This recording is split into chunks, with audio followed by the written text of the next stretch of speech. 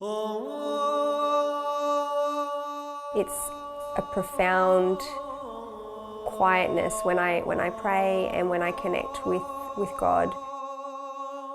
I've never had that up until I embraced Islam.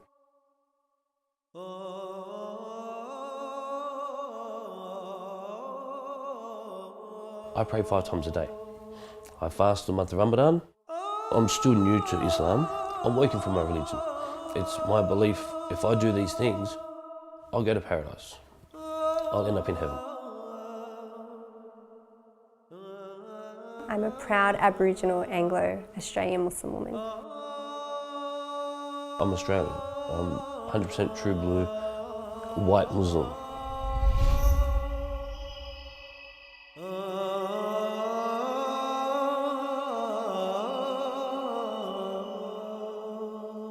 So in Islam, there's major sins and minor sins, all right?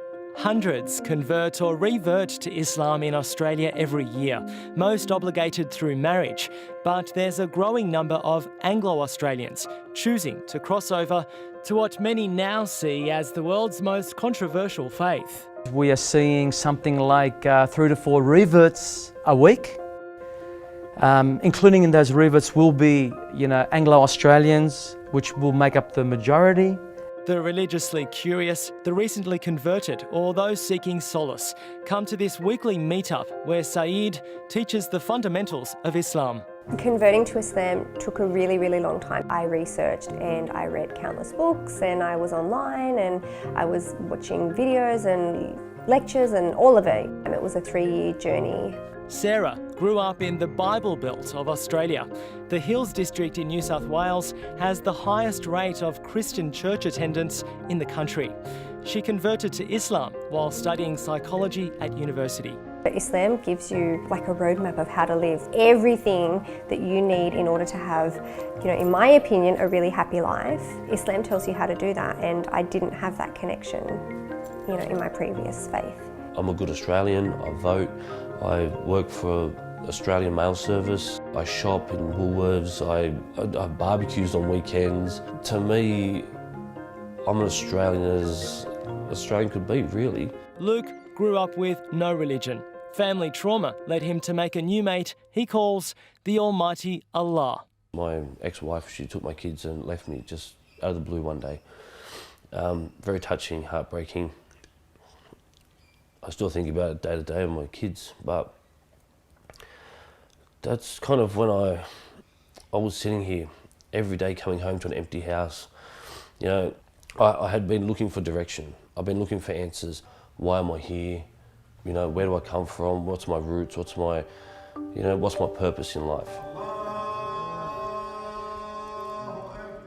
Luke attended Saeed's classes for more than a year, but only recently converted to Islam. Choosing Islam would have to be, I'd say, one of the most life-changing experiences I've been through. Making me a Muslim doesn't make me any different. I still have friends, family. Like, a lot of times friends come to my house or I go to their house. We still have a laugh, have a chat. We still bond. Okay, I can't drink, that's okay. You can have a beer, I can sit and talk to you. We don't need to go down the milk bar and get a hamburger with bacon on it. We can put that aside.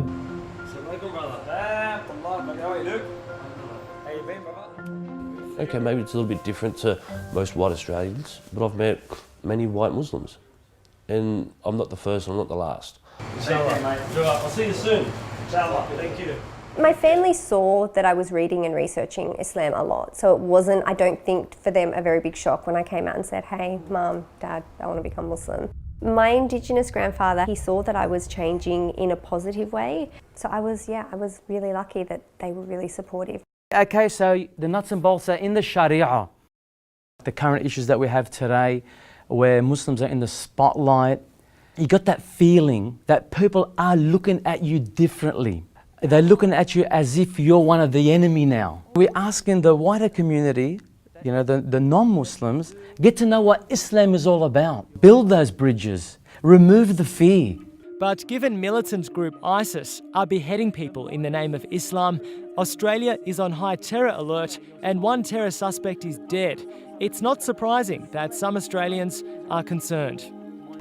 Islam is quite clear on what is acceptable and what is not acceptable. Amongst those things are like, alcohol.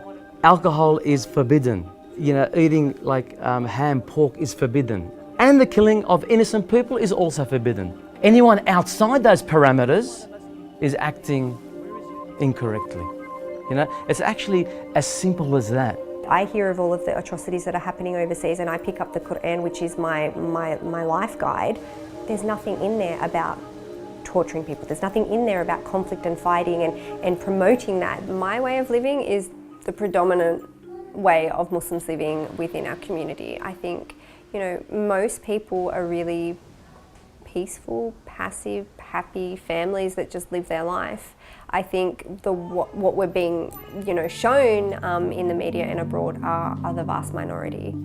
Hadith, remember the sayings of the Prophet Muhammad, hadith.